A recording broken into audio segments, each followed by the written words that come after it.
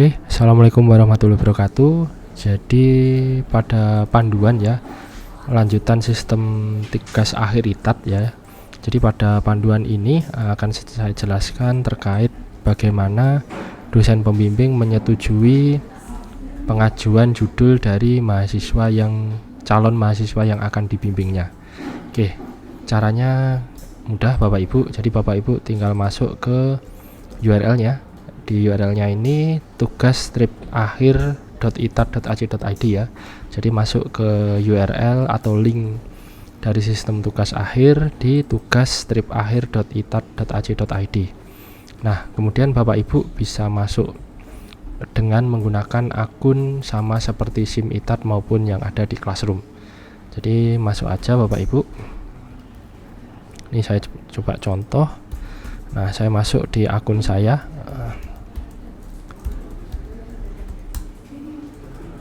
Nah, di sini kita sudah setelah berhasil login ya, kita disuguhi tampilan dashboard ya. Di sini ada total bimbingan, kemudian dari mahasiswa yang sudah mendaftar ya di sidang proposal, kemudian ada jadwal sidang proposalnya sekian.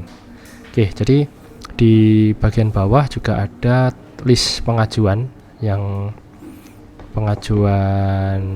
judul atau topik skripsi ya. Kemudian di bagian kanannya ada list atau daftar mahasiswa bimbingan mahasiswa yang sudah melakukan pendaftaran proposal. Jadi di sini sudah bisa kelihatan, di sini ada satu pengajuan yang belum kita setuju ya, atas nama Rian Gading Abdullah. Contohnya seperti ini. Oke, untuk menyetujui kita bisa lihat di panel kiri ya, masuk ke menu pengajuan. Di menu nomor 2 ini ya, jadi di bawahnya dashboard, masuk ke menu pengajuan. Nah, kemudian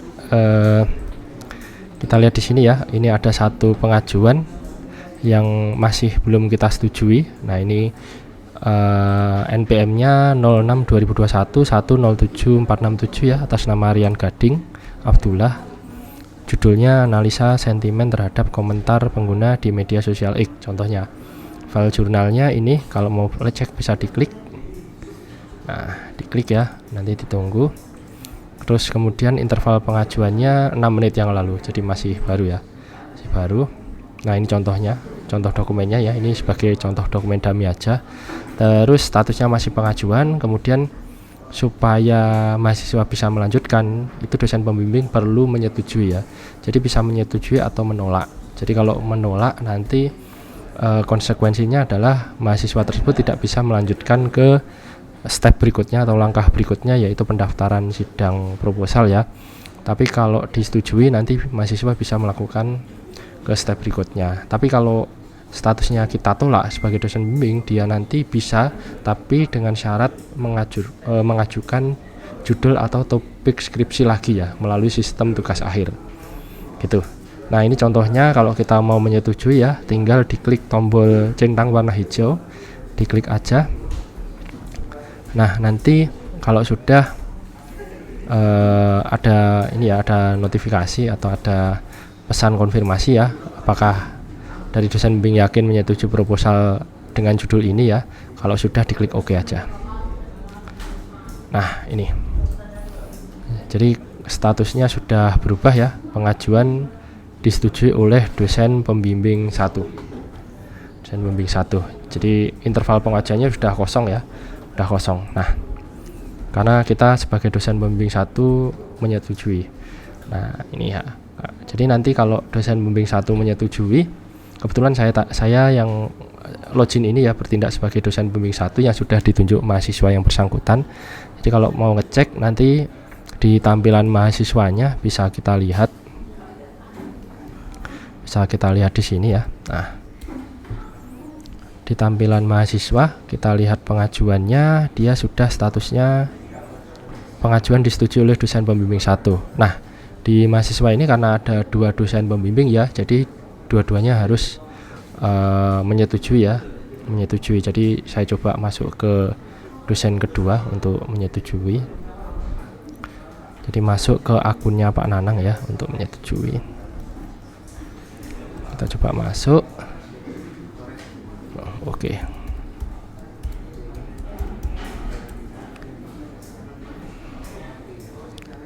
Nah ini ya, di akunnya Pak Nanang ada bimbingan aktifnya 2 ya. Nah ini yang tadi sudah disetujui oleh dosen pembimbing 1 ya.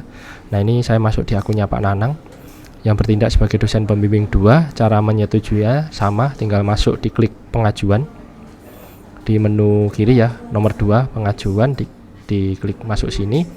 Nah ini ya Pak Nanang nanti yang login, yang ngecek bisa lihat NPM, nama, judul, sama file referensinya ya, file referensi. Nah kemudian aksinya tinggal diklik, kalau menyetujui tinggal diklik tombol warna centang warna hijau, kalau ditolak yang warna merah, silang warna merah. Jadi kita setuju aja di sini ya, kita klik kemudian konfirmasi, kita oke.